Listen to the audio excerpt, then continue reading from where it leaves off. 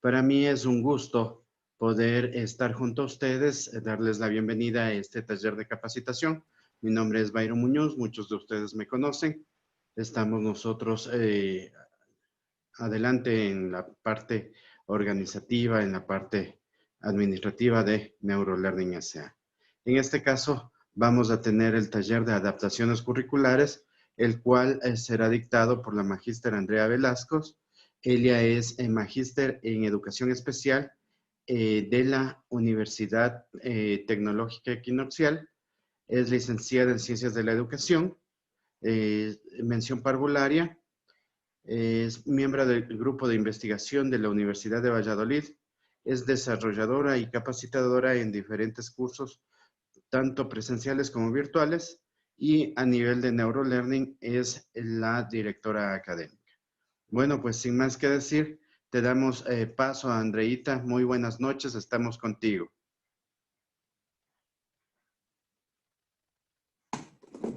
Buenas noches, Bayrito. Buenas noches, estimados participantes. Para mí siempre es un gusto contar con su presencia en los talleres que damos a través de NeuroLearning. En esta ocasión tenemos el taller de adaptaciones curriculares específicamente enfocado a lo que es el DIAC, el Documento Individual de Adaptación Curricular. Bueno, de mi parte, nuevamente bienvenidos. Muy contentos de estar con ustedes. Espero que este taller les sirva muchísimo dentro de su labor profesional. Gracias, Bayrito, por la presentación. Y vamos a proceder. En primer lugar, por favor, traten de silenciar su computador para que no se produzca un eco mientras voy dando el taller, ¿sí? Entonces, le ponen silenciar, está en la parte inferior, ustedes tranquilamente y para poder continuar. Bueno, en vista del tiempo, es súper importante ganarle un poquito para poder realizar el taller completo.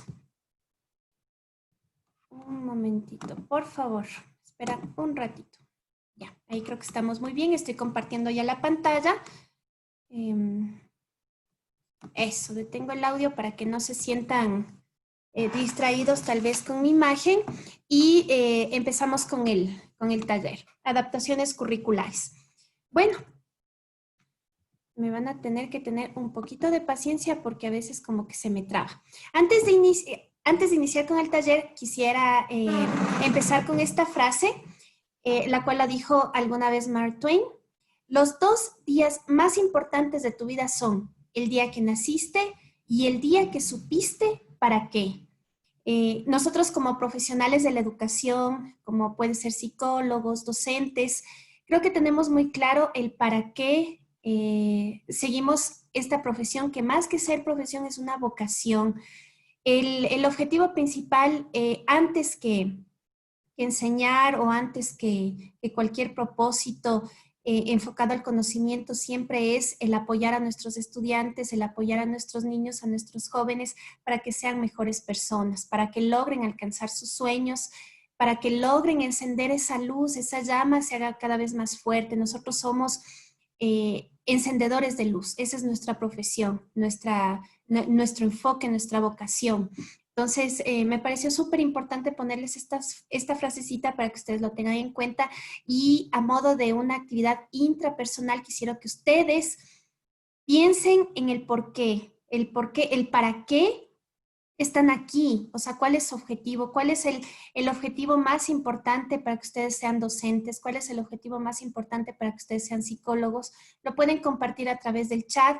Sería súper bonito leer su aporte en base a este cuestionamiento, a esta actividad intrapersonal, y la pueden compartir con nosotros para que sea una actividad interpersonal en la cual todos podamos conocer un poquito más de ustedes, ¿ya? Lo pueden hacer a través del chat si es que les nace, si es que les interesa hacerlo. Vamos a iniciar. Me regreso un poquito para enfocarnos un poquito al proceso de la planificación curricular dentro de lo que denominamos hoy por hoy las escuelas inclusivas. La diversificación es un proceso realizado por la institución educativa que consiste en enriquecer el diseño curricular nacional, el prescriptivo, adecuándolo a las características y necesidades del contexto local, es decir, el contexto de cada institución y a las potencialidades, necesidades e intereses de aprendizaje de cada uno de nuestros estudiantes.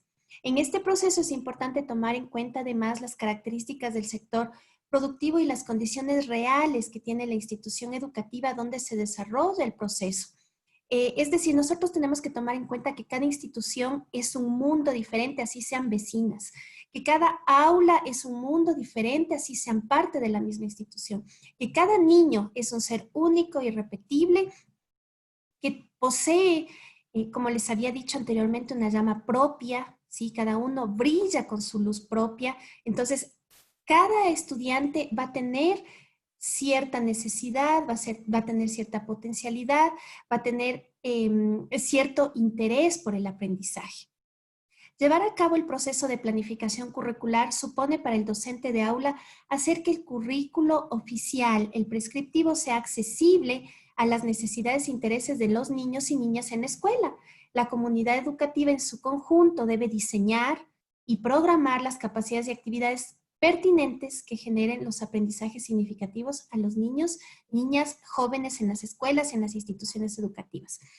¿Qué quiere decir esto? En resumen, es un trabajo colaborativo, es un trabajo cooperativo que no le corresponde solamente al maestro, como he escuchado en muchas ocasiones, no le corresponde solamente al psicólogo, no le corresponde solamente a los miembros del UDAI, del DS, no sé, qué sé yo. Yo he visto muchísimos casos en los que se lanzan la pelotita muchísimo como con el objetivo de lavarse las manos y me parece a mí que el aporte de todos ustedes, de todos los miembros de forma interdisciplinar, incluso transdisciplinar si hubiera esa oportunidad, sería magnífico para que se puedan realizar realmente adaptaciones curriculares significativas para todos los chicos que lo requieran. Ahora sí vamos a... Antes de entender esto de involucrarnos en las adaptaciones curriculares individuales, quisiera entrar un poquito a lo que son los niveles de concreción curricular, que ustedes lo tienen más claro que nadie realmente. Tenemos tres, ¿verdad? El macro, el meso, el micro. El macro es prescriptivo. Esto quiere decir que es oficial.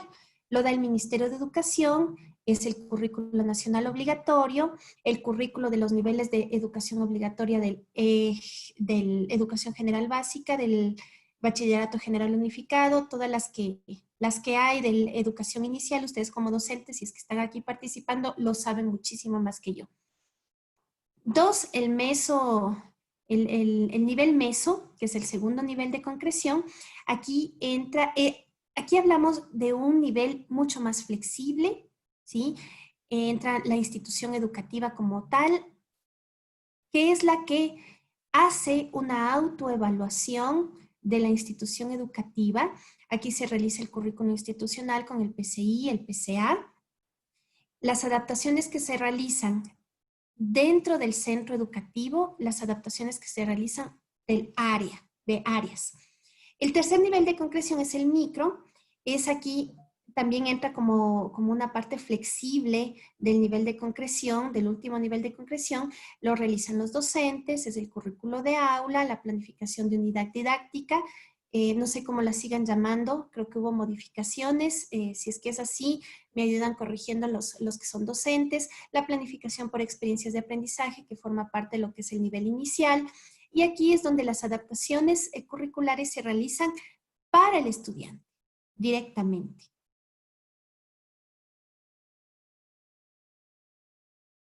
Tenemos más o menos cómo se va dando los niveles, ¿no? Tenemos el PCI, que es el Proyecto Curricular Institucional, el PCA, el PUT, que es la planificación de la unidad didáctica o la planificación por experiencia de aprendizaje, si fuera el caso. El DIAC, que es precisamente el documento de individual de adaptación curricular que se hace según recomendaciones de la UDAI, del DS, cuando son adaptaciones grado 3, ¿ya? Pero si es que se requiere en en alguna condición un poquito más complicada también se lo realiza en trastornos del aprendizaje. Adaptaciones en la planificación microcurriculares, que ya es enfocada específicamente al estudiante dentro de algún tema, dentro de alguna unidad didáctica. Vamos a ver, entonces, viendo el preámbulo anterior, ¿qué vamos a hacer? ¿Qué hacer? ¿Qué es lo que tenemos que hacer? Y bueno, lo primero para realizar las adaptaciones curriculares se tiene que hacer una detección de las necesidades educativas especiales que parte principalmente del docente, porque él es el primero que tiene el contacto con el estudiante. A partir de un cuestionario que ya les voy a enseñar, que puede ser adaptado a lo que es educación general básica o de bachillerato y también a educación inicial. Luego se elabora un informe de detección también por parte del docente. No tiene que ser más extenso de una hoja porque simplemente es un informe de detección después de haber llenado la ficha anteriormente mencionada. Este informe no debe, o sea, el objetivo no es etiquetar al estudiante, es más bien describir las características que ha observado el docente. ¿Sí? Se aclara que no se trata de un informe psicopedagógico, o sea, el objetivo no es que los docentes hagan el trabajo que tal vez le corresponde a un psicólogo educativo, a un neuropsicólogo, dependiendo de la situación.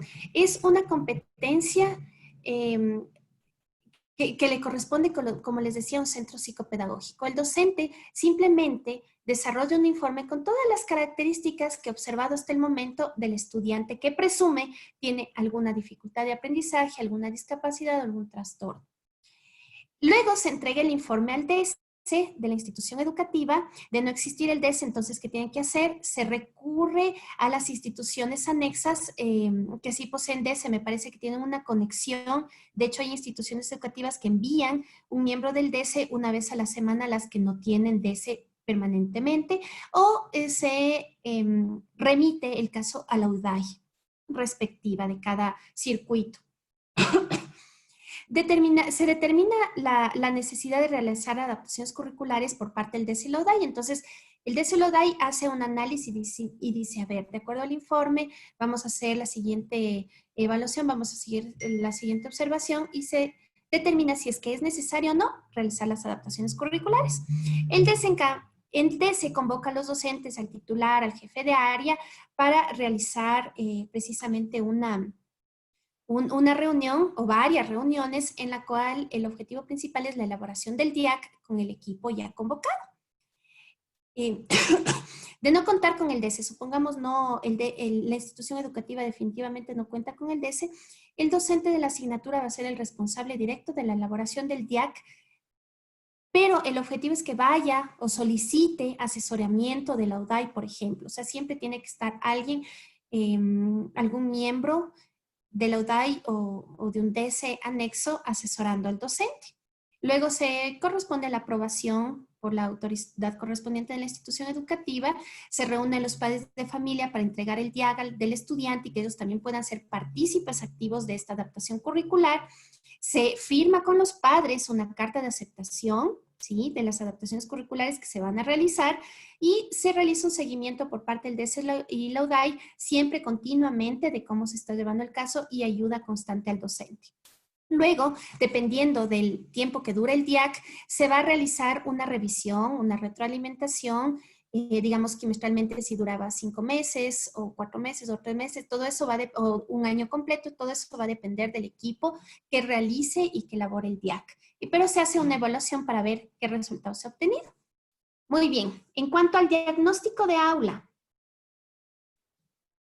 el diagnóstico de aula nos permite recopilar la información respecto a las condiciones para el aprendizaje del grupo, el nivel de logro de las capacidades, es decir, la competencia curricular, el contexto de enseñanza, el entorno familiar, las potencialidades de los estudiantes, las dificultades de aprendizaje y las necesidades educativas más comunes. Y aquí les voy a presentar yo un cuadro que sería sumamente importante que ustedes apliquen al inicio del año escolar como un diagnóstico del aula en general. ¿Qué tenemos? ¿Qué preguntas vamos a contestar?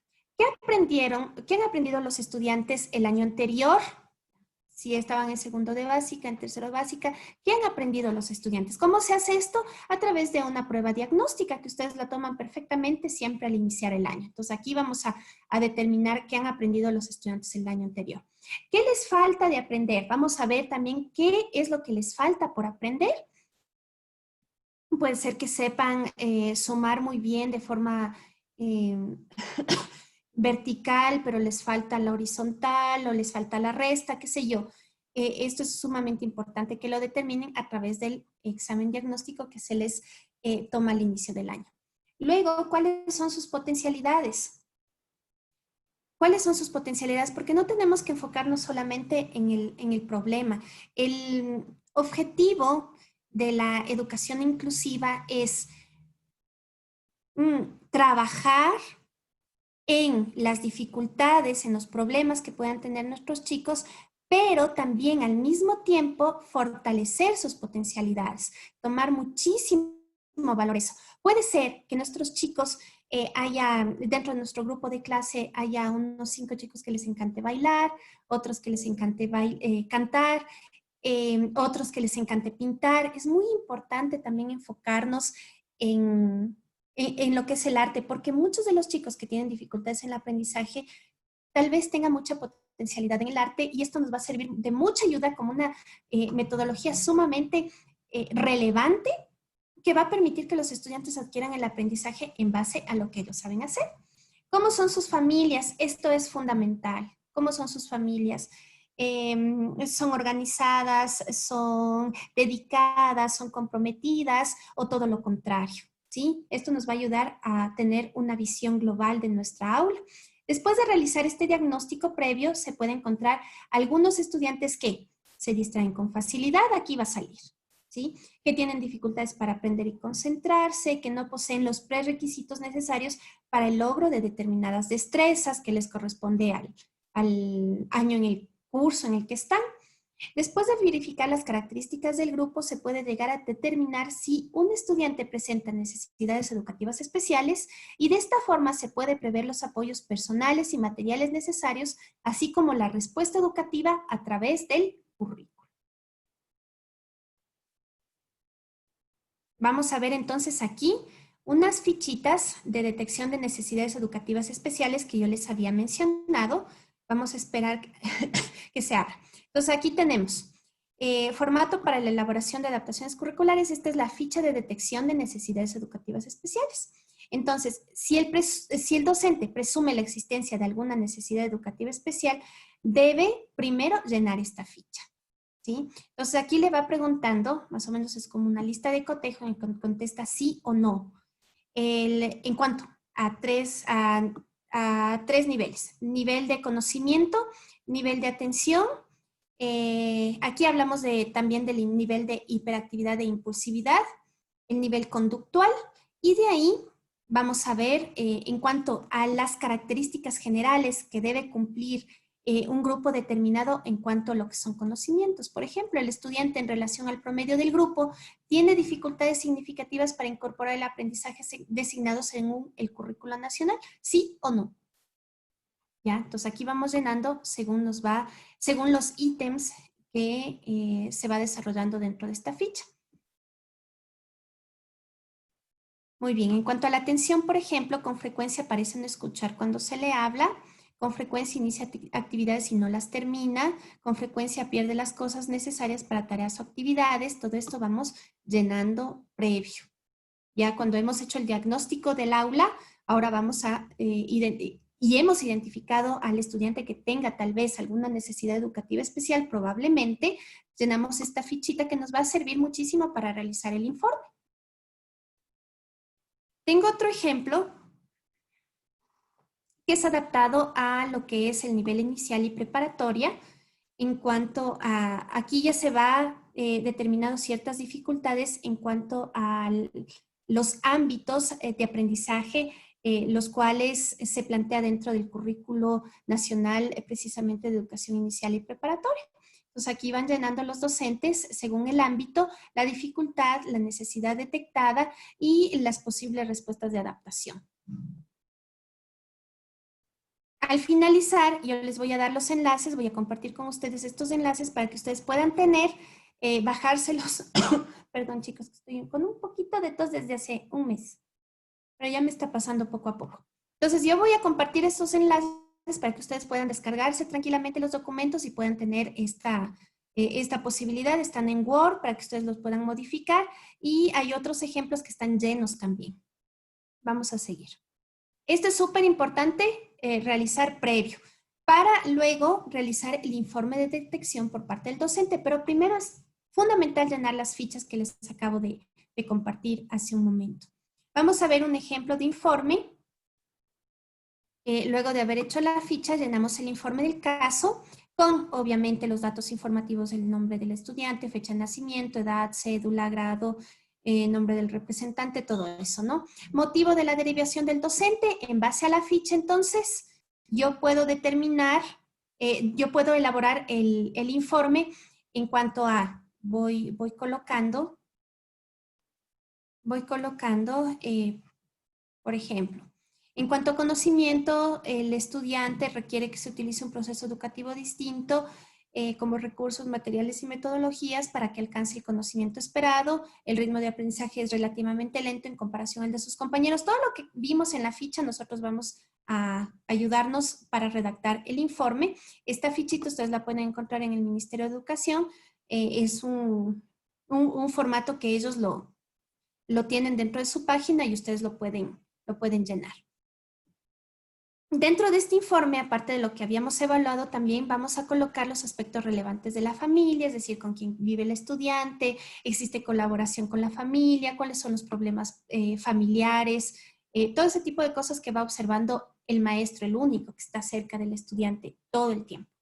El desarrollo académico, vamos a ver en cuanto a lectura, escritura, cálculo, cómo va el estudiante, cuál es su rendimiento, cuáles son sus hábitos de trabajo, cuál es el índice de cumplimiento de las tareas, ¿sí? Todo eso, el promedio general.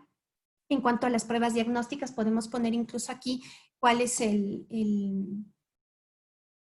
la competencia curricular, y eso lo vamos a hacer en este cuadro, en base a este cuadro.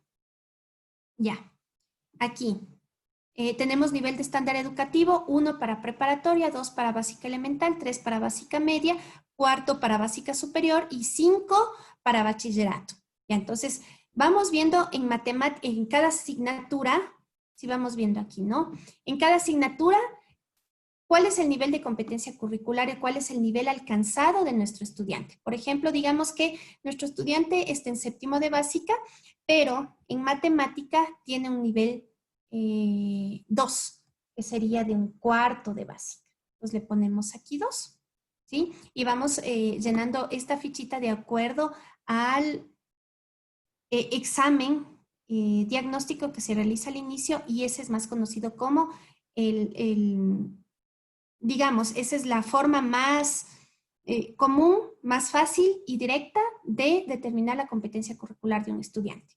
¿Cuál es el desarrollo comportamental del chico? Es fundamental también esto porque muchos de los estudiantes que tienen necesidades educativas especiales presentan ciertos problemas de comportamiento. Entonces, cómo se comporta en el patio, cómo es su relación con los docentes, con sus compañeros, cuál es su conducta dentro del aula. Esto que estamos viendo en este momento es súper importante que los participantes del curso de adaptaciones curriculares de neurolearning estén muy, muy, muy atentos, porque gracias a este taller ustedes van a poder realizar las tareas y actividades que tienen dentro de lo que es el módulo 4. Así es que muy atentos, chicos. Este es otro ejemplo. Este es un caso ya obviamente simulado. El nombre no es el verdadero, pero es una ficha, un ejemplo de ficha ya llena directamente para lo que es el nivel inicial, ¿sí? Yo le puse ahí mi firma y todo para que ustedes puedan basarse. Recuerden que yo voy a compartir con ustedes estos ejemplos, estos documentos para que lo puedan tener. Por mí no hay ningún problema. Mientras no, siempre que se pueda compartir, y así deberíamos ser todos los que trabajamos en el medio educativo, el compartir el conocimiento y la información es básico, fundamental. Entonces ahí se va describiendo, es la misma ficha, pero adaptada a lo que es educación inicial. Y en este punto, con los pequeñitos, ¿qué es lo que necesitamos ver? Muchísimo lenguaje, por ejemplo, ¿sí? Cómo está la motricidad, cómo están los conocimientos específicos, los conocimientos generales. El desarrollo comportamental también es súper necesario. Y cuáles son el seguimiento y las acciones realizadas e implementadas por la maestra hasta ese momento. Entonces, ¿qué ha hecho la maestra hasta ese momento? Muy bien. Ahora sí, vamos a ver el DIAC. Bueno, el DIAC, la idea es que a través del documento individual de adaptación curricular se recojan por escrito todos los datos de la evaluación realizada, de la evaluación psicopedagógica que se le realizó al chico, y mediante ese informe nosotros vamos a sacar muchísima información para el DIAC, las decisiones que se van a ir determinando según las necesidades educativas establecidas por el informe y las adaptaciones específicas que se van a necesitar para este estudiante. Entonces, el DIAC es un instrumento de registro en el que constan los datos personales, los datos generales de identificación del estudiante, de su contexto, sus necesidades educativas especiales, su competencia curricular, entre otros aspectos a partir del cual se van a elaborar las adaptaciones curriculares necesarias para un determinado periodo de tiempo. El responsable directo de la elaboración del DIAC es el docente titular, con el apoyo del equipo del DESE o de la UDAI respectivamente. Este documento debe ser un expediente, debe ser archivado ya como un expediente del estudiante con el fin de que se pueda tener evidencia de las adaptaciones que se han hecho y el seguimiento que se ha podido realizar desde la institución educativa. Consta de datos de identificación del estudiante, fecha de elaboración y duración prevista. Esto no es una camisa de fuerzas, no es que va a durar un año, medio año, 3 meses, 4 meses. Eso lo van a determinar ustedes y el equipo según lo quieran hacer, ¿sí? Los profesionales implicados, o sea, quienes nomás van a estar elaborando el DIAC, y la síntesis del informe psicopedagógico en el que se va a detallar el desarrollo del estudiante por áreas, por ejemplo, la perceptivo-cognitivo, la comunicación, el lenguaje, entre otros. Muy bien. Entonces aquí viene la síntesis del informe psicopedagógico en el contexto social y escolar y familiar. Este formato ustedes también lo tienen en la guía de adaptaciones curriculares del Ministerio de Educación.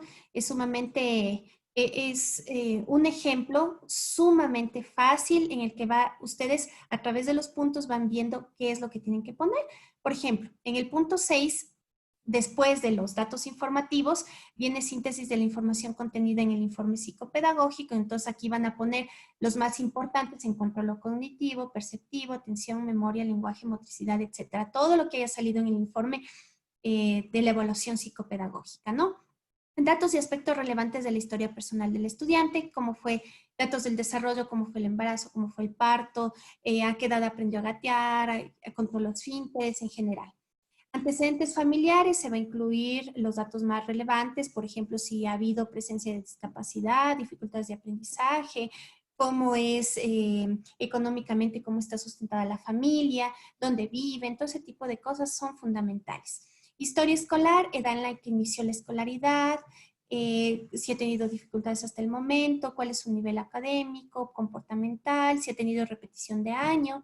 Aquí también va a salir su estilo de aprendizaje y su tipo de inteligencia, que también nace del informe, ¿no? Estilos de aprendizaje, si es visual, auditivo, kinestésico, tipo de inteligencia, tomar como referencia las 8 inteligencias múltiples. Es aquí donde nos enfocamos muchísimo en lo que es su potencialidad. Datos y aspectos importantes del contexto educativo actual, cómo se ha desenvuelto el estudiante en los ámbitos académicos, comportamental, relacional y del aprendizaje actualmente. Datos y aspectos importantes del contexto familiar, describir cómo se establecen las relaciones familiares, cuál es el modo de crianza, las rutinas. Todo eso vamos llenando, ¿sí? Conforme nos va indicando esta guía de adaptación curricular.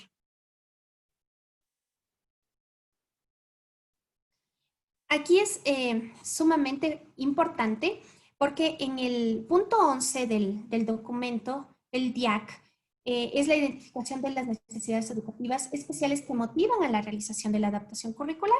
En el taller anterior nosotros tuvimos, precisamente se llamó necesidades educativas especiales y dificultades del aprendizaje, para que ustedes tengan presente cuál es la diferencia que existe entre dificultad y necesidad educativa especial.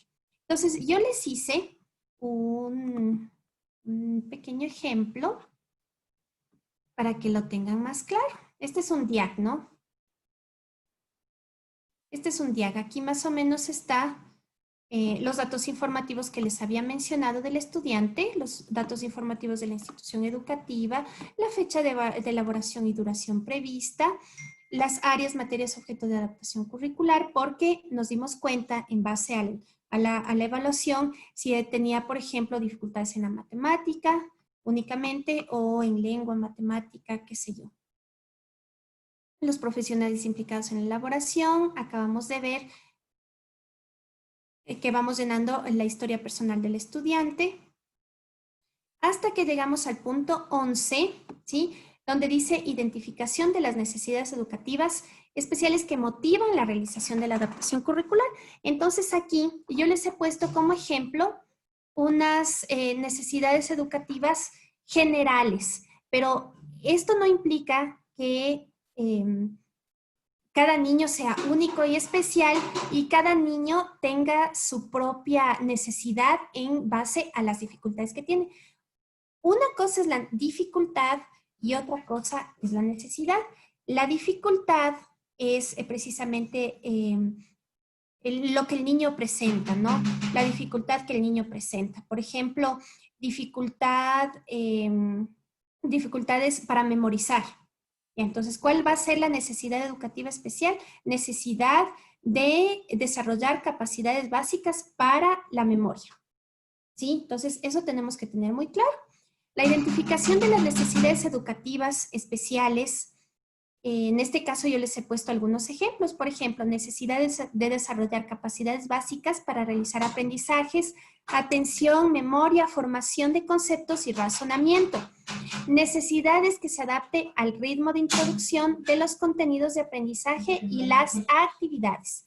Necesidad de que se seleccionen contenidos básicos propuestos para el grupo de clase y se refuerce con mediación individualizada del docente. Estas son más o menos las necesidades generales cuando algún estudiante me presenta alguna o algunas dificultades.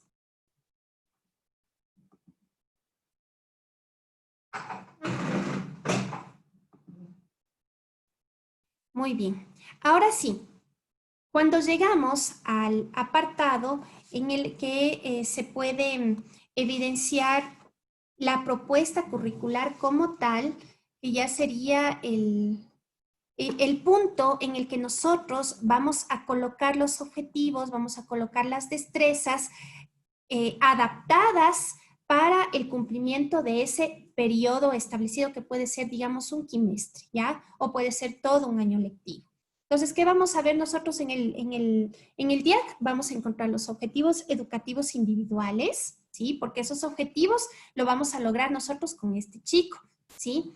Las destrezas con criterio de desempeño en base a los objetivos y vamos a determinar los temas que vamos a tratar dentro de cada unidad.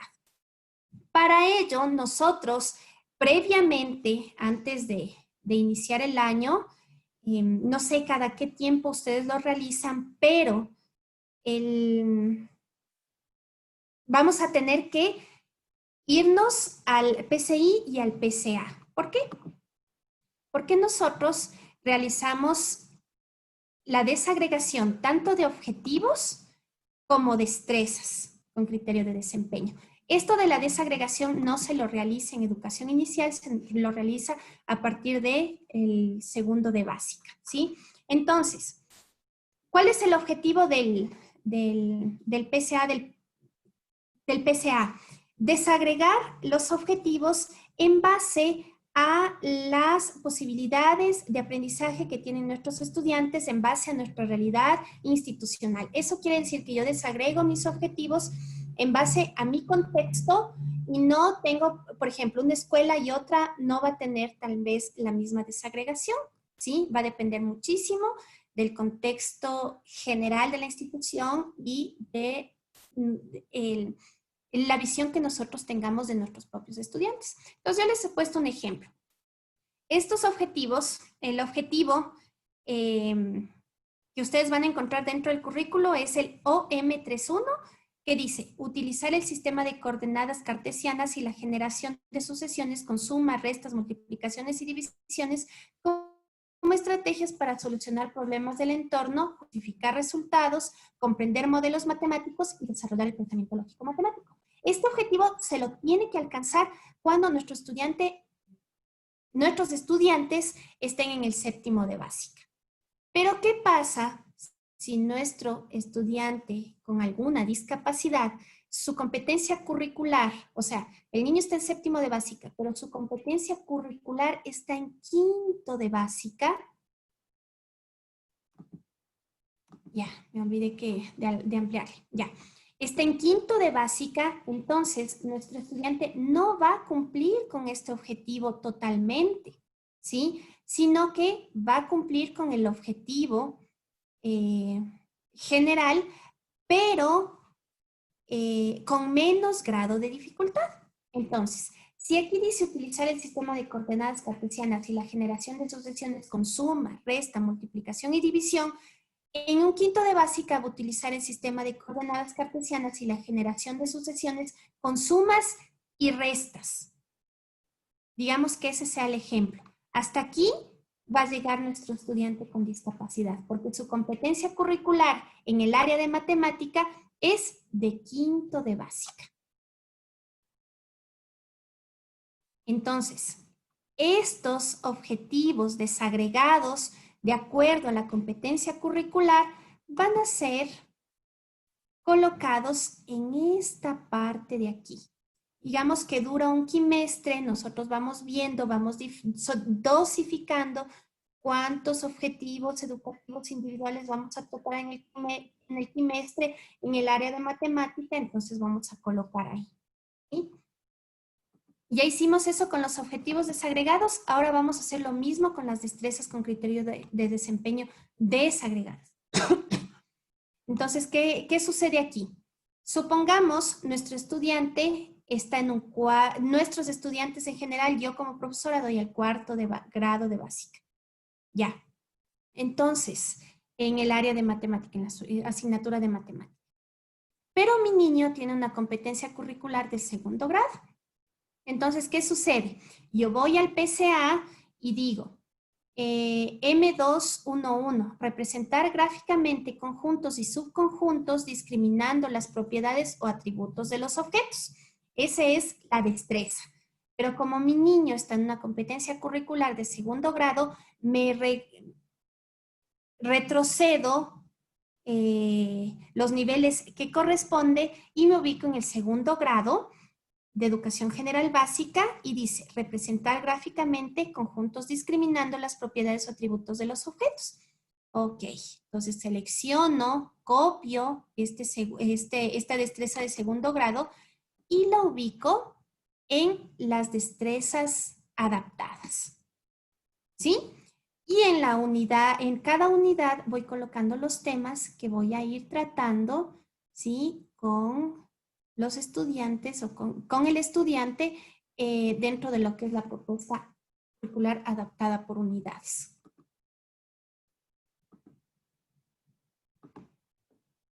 Muy bien.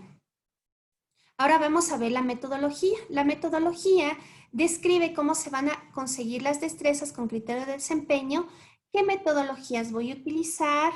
Dentro de este ejemplo del mismo Ministerio de Educación, hay la tutoría entre compañeros, lecturas en grupo, proyectos guiados, trabajo en grupo, técnicas audiovisuales, que están muy bien, excelente, pero la idea es que nosotros vayamos viendo cuál metodología nos va a aportar muchísimo más valor en base a las necesidades que tiene nuestro estudiante. Por eso es el documento individual de adaptaciones curriculares.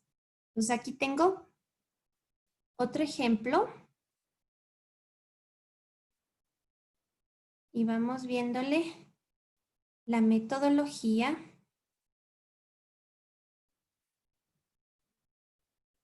Muy bien, la metodología. Aquí está. Entonces, de acuerdo a las necesidades que tiene nuestro estudiante, por ejemplo, estas van a ser metodologías bastante amplias, pero nuestro estudiante va a tener ciertas características que nos va a permitir entender qué tipo de metodología yo puedo realizar con un determinado estudiante. Entonces, establecer en cada área cuál es su nivel curricular y de dónde partir para realizar las adaptaciones curriculares. Secuenciar pormenorizadamente los objetivos de aprendizaje, procurar que se incorpore siempre que sea posible a tareas comunes de la clase, favorecer la entrada visual de la información y el apoyo manipulativo, aspectos en los que tiene mayor facilidad. Entonces, por lo general, cuando hablamos, digamos, de un niño que tenga autismo, ¿sí? Vamos a necesitar muchísimo del apoyo visual, ¿sí? Muchísimo de imágenes, muchísimo de pictogramas, o mejor dicho, imágenes que sean de él mismo para que nos ayuden a guiarle al chico qué es lo que queremos que logre. Mucho apoyo manipulativo. Cuando hablamos de una discapacidad visual, por ejemplo, necesitamos del apoyo manipulativo, y este apoyo manipulativo nos puede servir muchísimo, no solamente para el estudiante, sino para todos nuestros estudiantes. La tutoría entre pares es una metodología que ayuda muchísimo al chico con discapacidad y también al chico regular, que desarrolla su empatía, la solidaridad con el apoyo que necesita su compañero. En fin, más o menos así le vamos planteando lo que son las metodologías.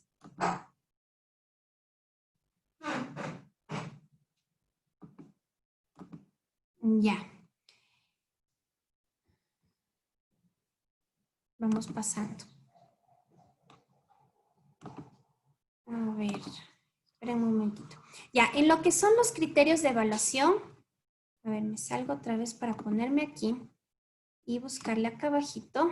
Ya. Los recursos de igual manera, voy viendo todos los recursos que me ayuden para que el estudiante pueda desarrollar la metodología que yo la planteé hace un momento, que puede ser los apoyos visuales, como les decía, el material concreto, material manipulativo, textos con ilustraciones, textos agrandados, en fin, todo ese tipo de materiales que mi niño específicamente va a utilizar. Los criterios de evaluación, en los criterios de evaluación dice que nosotros vamos a ubicar, vamos a especificar qué y cómo se evaluará. Entonces, vamos a poner todos los criterios de evaluación en base a lo que ya hemos adaptado en los objetivos.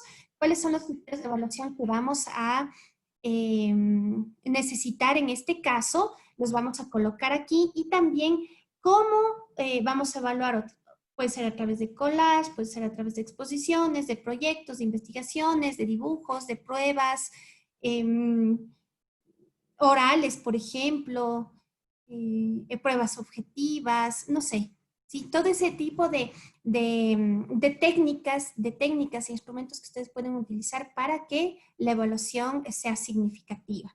Por ejemplo, utilizar un lenguaje más simplificado, usar ilustraciones para los problemas matemáticos, darle más tiempo, aumentar tiempo para realizar la evaluación, introducir actividades de unir con flechas, en fin.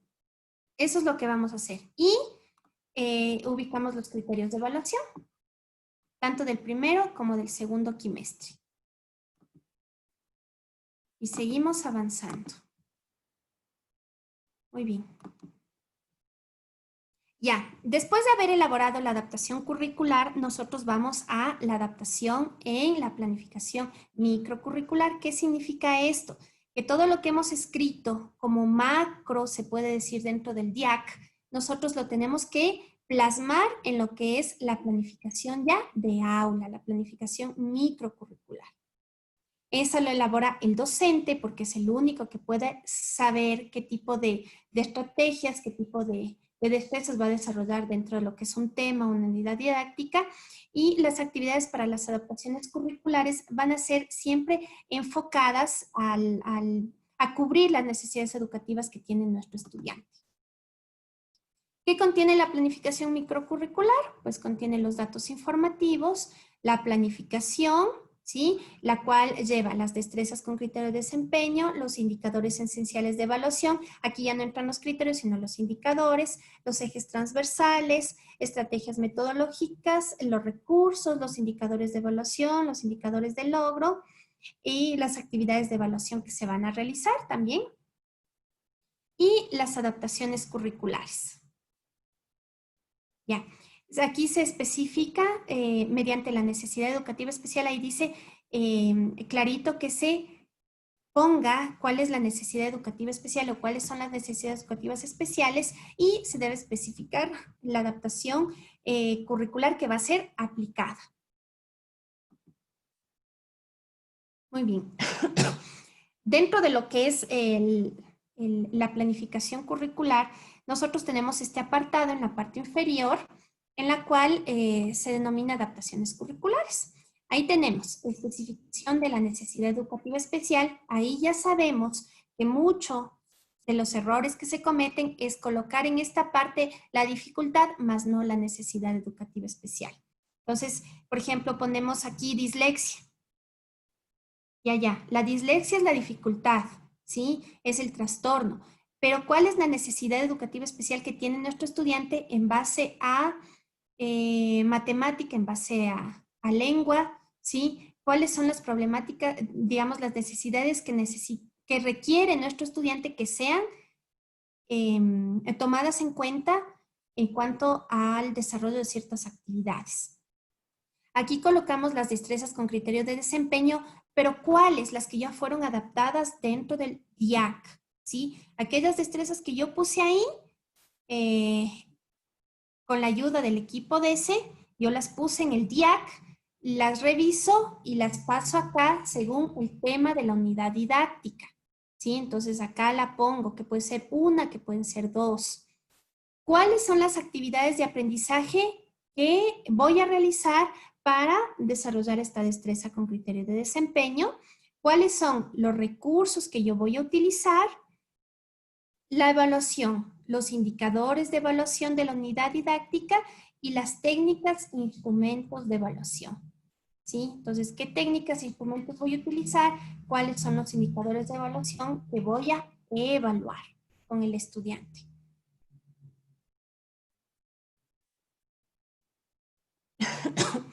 Muy bien.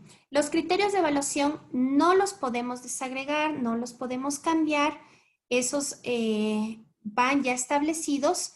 Lo que sí puedo graduar son los indicadores de evaluación según los niveles de dificultad. Entonces, el indicador para la evaluación del criterio de básica elemental lo tenemos aquí, y el indicador para la evaluación del criterio de segundo de básica, este es un indicador de logro, aquí lo hemos desagregado en indicador para la evaluación, que está aquí, que es un macro, y lo hemos desagregado en indicadores de logro, ¿sí? Eso sí podemos hacer, desagregarlo en indicadores de logro a los indicadores de evaluación, pero el criterio de evaluación no se lo puede cambiar.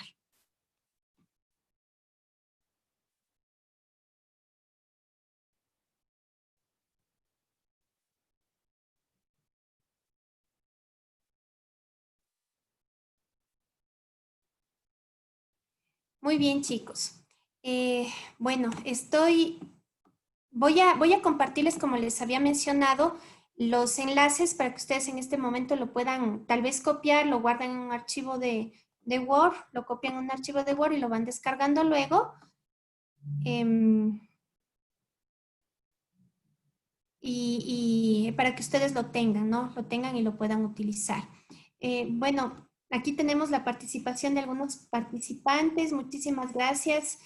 Jenny, ella está muy contenta de estar en el taller. Es una docente de corazón. Creo que estoy aquí para formar parte del proceso de enseñanza y aprendizaje.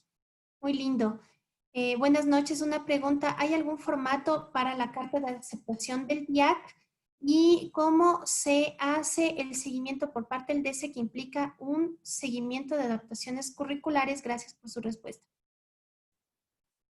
A ver, voy a ir contestando las preguntas que están aquí. A ver, buenas noches. Una pregunta. ¿Hay algún formato para la carta de aceptación de las IAC? ¿Y cómo se hace el seguimiento por parte del DC? Que implica un seguimiento de las adaptaciones curriculares. Gracias por su respuesta. Bueno, una carta de aceptación no hay un formato. El formato en sí es el mismo DC, es el mismo DIAC, porque ahí mismo tú recibes, pasas este documento a lo que es la autoridad correspondiente, que puede ser el vicerrector, el director, dependiendo de la institución educativa. Entonces pasa a través de ese filtro y ahí él firma y pone el sello de aceptado el documento. Entonces no hay necesidad de hacer realmente otro o una carta de aceptación, no sé, salvo que o sea, a veces como que se maneja de manera demasiado burocrática las cosas y sea una exigencia dentro de la institución educativa que te tocaría realizar, pero no existe un formato como tal. Ya, ¿y cómo se hace el seguimiento? Bueno, como les decía, el seguimiento es constante, el seguimiento es con visitas al aula, el seguimiento es con apoyo. Yo he visto mucho que los docentes van a las aulas sin comprender mucho lo que es la labor del docente y estar ahí 6 horas constantemente con los chicos, con un grupo de 25, 30, 35, 40, 45 estudiantes. Entonces el objetivo es que el psicólogo vaya a manera de no solamente seguimiento, de observación y de estar ahí viendo qué es lo que pasa, sino de acompañamiento. Luego de eso se lo tiene que determinar de acuerdo al tiempo que tenga el psicólogo. Tomemos en cuenta que también hay veces en que hay un psicólogo que va un día a una institución educativa de 400 estudiantes. Entonces es una situación bastante compleja, esa es la realidad mayoritaria que tiene el Ecuador, por eso es que la tomo en cuenta. Si es que hay instituciones educativas que tienen más posibilidades, yo les felicito de corazón, pero la realidad como que de ciertos espacios y de la mayoría es bastante precario. Entonces, la idea es hacer un seguimiento y un acompañamiento constante, ¿sí? Que fuera cada semana, que fueran unas 2 veces por semana, sería genial. Luego de eso, el objetivo es ir trabajando en equipo. Sí, no solamente dando recomendaciones, sino aportando también con ayuda, con apoyo, porque el docente necesita muchísimo de eso.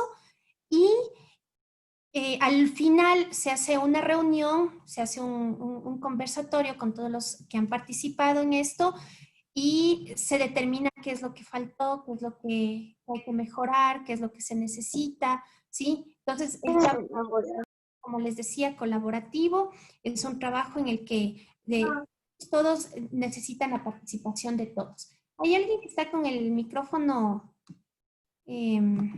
activo, entonces se genera un conflicto ahí con el audio. A ver. Sí, me dicen que si es posible que les proporcione esa ficha. Sí, ya les voy a proporcionar porque está en Drive. Ustedes lo pueden descargar sin ningún problema. Ya les voy a compartir los enlaces. Tengo una duda. Primero, ¿esta ficha llena el docente o es necesario la evaluación profesional, por ejemplo, de un psicólogo?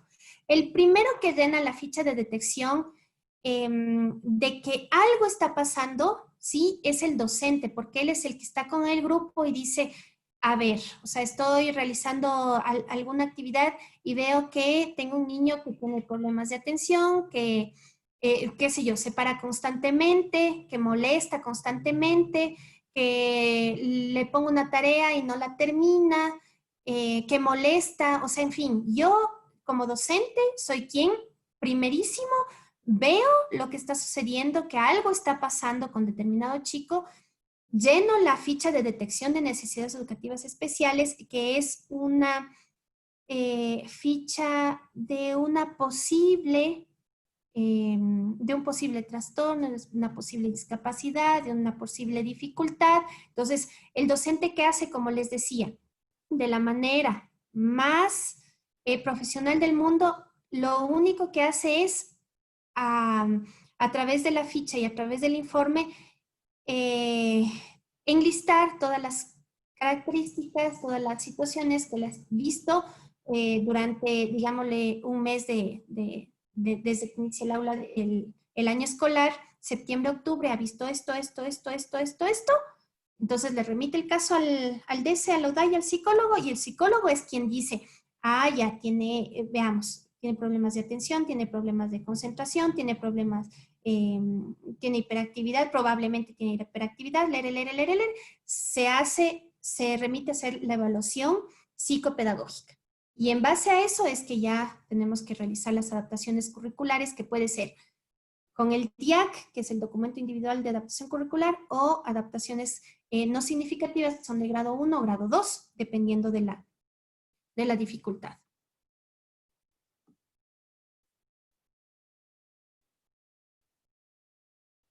Sí, Priscila debe ser, ¿no es cierto? De 450 a 675 estudiantes, una profesional, 676 a 1125 estudiantes, 2 profesionales del DESE. Esa es la realidad de muchas instituciones fiscales, 1126 a 1575 o más, 3 profesionales del DESE.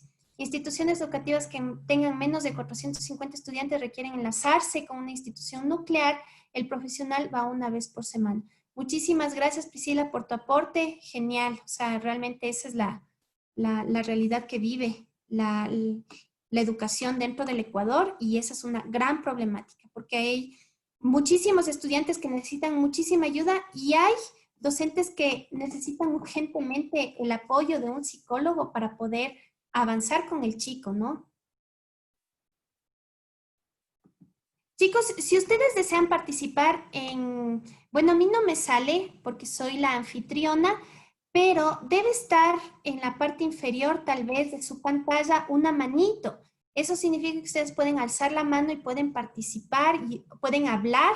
Yo les escucho, les escuchamos todos y ustedes participan activamente, no solamente a través del chat.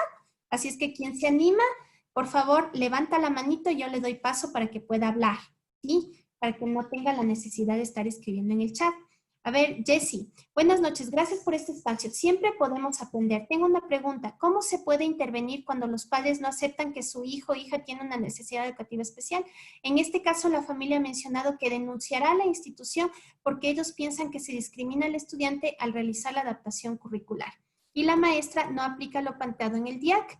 El estudiante está en 9º y la ASI debe realizar con nivel de competencia curricular de 4º de básica.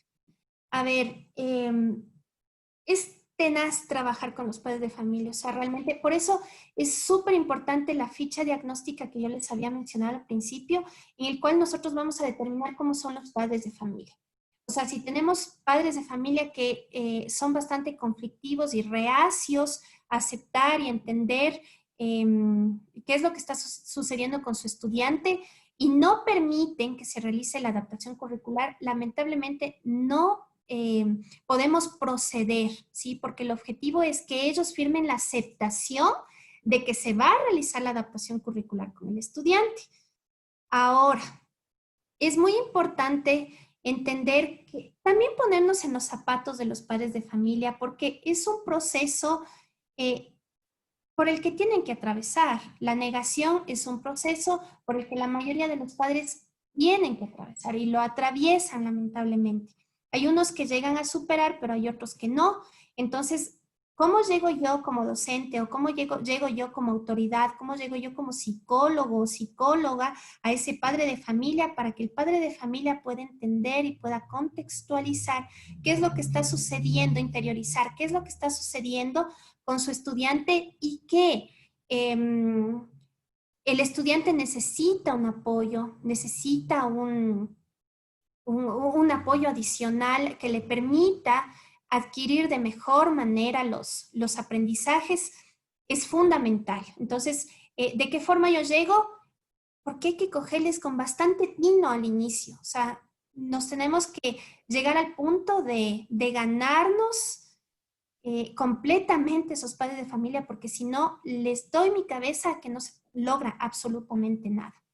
Y ahora, si es que no existe la aceptación y hay un bloqueo completo, o sea, tienes que seguir trabajando con los padres de familia hasta que se logre su aceptación. Caso contrario, si no existe la aceptación de los padres de familia, tú no puedes seguir con eso, ¿sí? Entonces, porque claro, o sea, pueden denunciar. Ha habido casos incluso, eh, eh, lamentablemente, por medio de la SUDAIS, se ha remitido muchísimos casos de discapacidad que no son para inclusión educativa. Estamos hablando de discapacidad intelectual severa que se ha introducido dentro de lo que son las escuelas regulares, y las instituciones educativas han hecho un trabajo bastante fuerte para que el padre de familia pueda entender que la educación que necesita ese estudiante, ese joven, tal vez sea de educación especial, con terapia ocupacional, con ese tipo de cosas, para que el estudiante pueda salir de cierta edad y tratar de defenderse en la vida, o sea, tener habilidades para la vida, ¿ya? Pero si el padre de familia no lo acepta, no lo entiende, olvídate, o sea, el distrito no va a hacer absolutamente nada, y más bien le va a caer la sanción, le va a caer el llamado de atención a la institución educativa. El trabajo con los padres de familia es fundamental, caso contrario, bien complicadito. A ver, vamos viendo acá. Déjenme ver si esto ya lo... Ya. Ya, buenas noches. ¿Para el nivel de educación inicial se sigue el mismo proceso o es solo a partir del segundo de básico? Miren, ahora se habla mucho en lo que, hablando de neuropsicología infantil, se habla mucho de la importancia de la detección temprana de las dificultades del aprendizaje. O sea, no esperar a la básica. Eso quiere decir que muchos de los niños que están dentro de lo que es el nivel inicial tienen... Déjame silenciar esto. Muchos niños presentan inmadurez, ¿sí? Inmadurez neuropsicológica, y es fundamental que la parvularia, el parvulario que está al frente de los niños, sea capaz de detectar ciertos problemas y ciertos inconvenientes en cuanto a lo cognitivo, que sí lo hay, no lo podemos negar. En cuanto a lo motriz, también lo hay, claro que es parte de un proceso madurativo, y lo bonito del currículo de educación inicial y preparatoria es que es un currículo integral, ¿ya? Entonces, la forma de trabajar con ellos es mucho más linda, mucho mejor, porque se trata de desarrollar de forma integral, de forma global, todos los aspectos del pequeñito. Entonces, esto de las adaptaciones curriculares dentro de lo que es educación inicial y preparatoria es mucho más amigable, se puede decir así. ¿Sí? Porque, por ejemplo, nosotros sabemos perfectamente que con una canción vamos a desarrollar un montón de destrezas, un montón de habilidades de los estudiantes: el lenguaje, la motricidad, la memoria, la atención. Entonces, es un currículo mucho más amigable. ¿Qué es lo básico y fundamental para utilizar en educación inicial? La metodología juego-trabajo y las experiencias de aprendizaje. O sea, hasta las metodologías que ustedes utilizan son óptimas, valederas y preciosas para lo que es la educación inclusiva. El problema es cuando ya a partir de segundo de básica es un poco más complejo, pero eso quiere decir que no podemos dejar de lado al nivel inicial con todos los problemas que tienen los pequeñitos desde que son pequeñitos. Incluso muchísimos problemas afectivos, ¿sí? Que a la larga, dentro de lo que es el curso de neuropsicopedagogía, por ejemplo, nosotros hablamos de la importancia que tienen las emociones dentro del aprendizaje. Y si no estamos bien emocionalmente, si no estamos motivados, si tenemos muchísimos problemas cargados en las espaldas de nuestros hijos, no vamos a lograr que ellos aprendan, que ellos se motiven, que ellos quieran crecer y quieran ser mejores. Muchas gracias. Me tengo que retirar. Si es posible, envíenme los enlaces. Agradecería. Déjame, te anoto, por favor, porque si no, luego esta información ya se me pierde. Me esperan un momentito, chicos. Entonces, antes de que se sigan retirando, porque ya vamos como que vamos a entrar a 1 hora con 5 minutos. Déjenme, les comparto los enlaces para que ustedes puedan tener estos ejemplos que espero les sirva de todo corazón. cualquier duda, cualquier inquietud, les voy a dejar también mi correo electrónico. Esperen un momentito, chicos. Eso, ya. Les voy a dejar mi correo electrónico para que ustedes me puedan escribir cualquier duda. Encantadísima de ayudarles. Les estoy poniendo.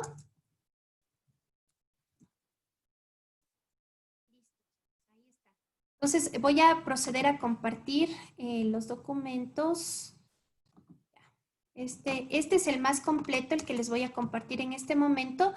Es el enlace más completo donde está los aspectos más importantes que contiene el DIAC, ejemplificados y llenos en este archivo, ¿ya? Ustedes dan clic aquí y ya se lo pueden descargar en Word sin ningún problema para que ustedes lo puedan adaptar a su realidad.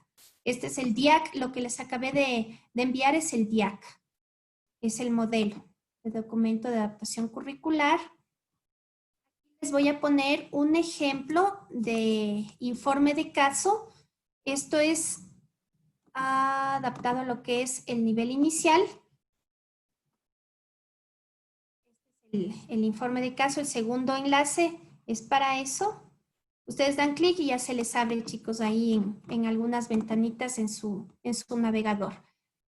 Este de aquí es el informe del docente, que sería para lo que es educación general básica. Les voy a poner aquí docente para EGB y BGU.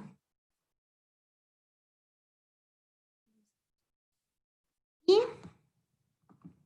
les voy a poner la ficha de detección de necesidades educativas especiales para lo que es el nivel inicial y preparatoria.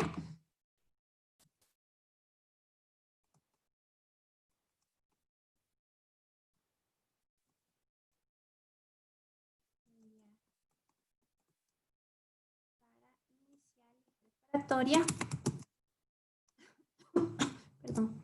Este es un formato que lo he hecho yo. Si desean aprender cómo llenarlo, me escriben. Encantada, yo les ayudo con eso. Y la ficha de detección de necesidades educativas especiales para EGB y BGU.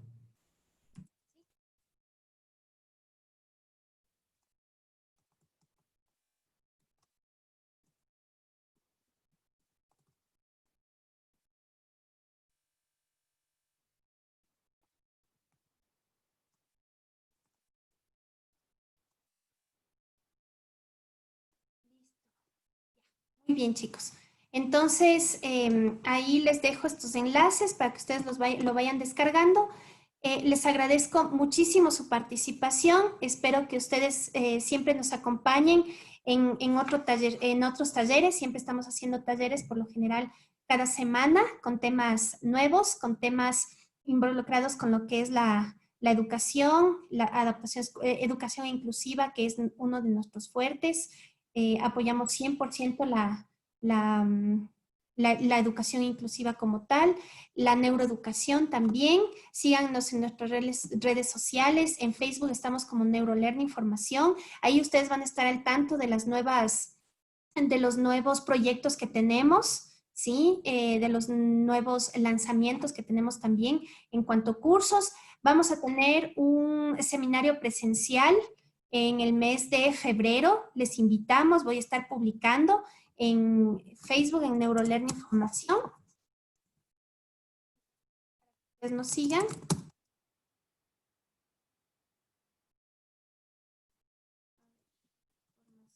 Para que ustedes nos sigan y estén siempre al tanto. Visiten también nuestra página web, NeuroLearning Online.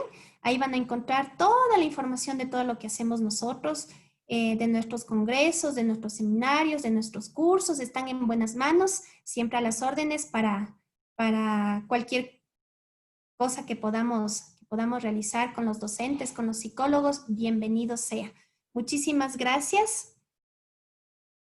Sí, queremos expandirnos a lo que es Guayaquil. No sabes cuánto nos han pedido en Guayaquil, en Loja, en Ibarra, en el Oriente. Hay muchos profesores que les interesa muchísimo capacitarse. Para nosotros, con gustazo. O sea, si ustedes tuvieran la posibilidad de de organizar tal vez algunos profes en algunas provincias. Encantadísima, nosotros vamos, Neurolearning va a las aulas, ese es uno de nuestros proyectos y nos encanta compartir esos espacios con ustedes, estamos siempre dispuestos, así es que si hubiera esa conexión ahí, chévere, estaríamos encantadísimos en Guayaquil.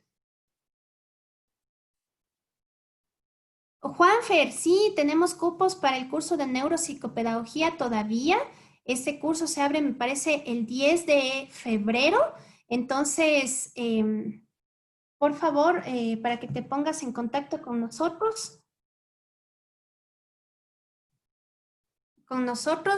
visites nuestra página web online, neurolearningonline, online.com. Ya, ahí puedes encontrar el curso de neuropsicopedagogía y está la ficha de inscripción. Es súper importante que llenes la fichita de inscripción. Luego le cuadramos los pagos, no hay problema, pero con esa fichita tú como que le guardas el cupo, ¿sí? Porque este es un curso que tenemos bastantísima demanda. Juanfer, esperamos contar con tu presencia en el curso. Una preguntita más por aquí.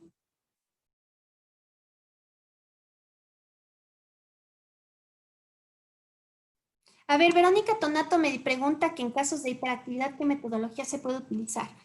Es sumamente importante que comprendas que estos niños necesitan y necesariamente